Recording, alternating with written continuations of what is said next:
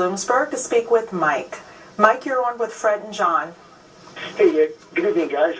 Love your show. Been watching it my whole life almost.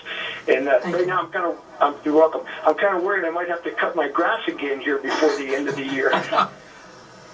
And my question is this. One of the local weather presenters here in northeastern Pennsylvania mentioned on the air here that we're in what they call an interglacial period, and that the last ice age is not completely completed, and we're warming up.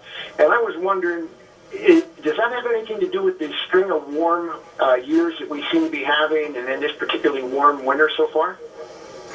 Well, we're mixing timescales, but this is part of the fun of weather and climate in general. The weather and climate operate on all kinds of different timescales at all times. And you're absolutely right that the peak of the last ice age was 19,000 or 20,000 years ago.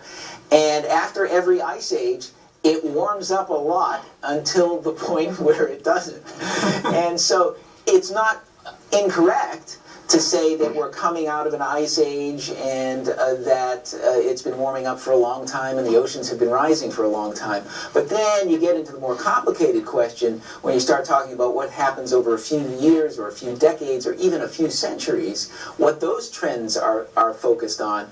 And so I would not be one who would connect our recent warm years to the fact that the ice age peaked a long time ago. Right, and usually the term interglacial is reserved for speaking on very long time scales, tens of thousands of years. And we actually know with a certain degree of certainty that changes in the Earth's orbit, its shape, changes in the tilt of the Earth on its axis, play a role in changing the climate on timescales where one would use the term interglacial.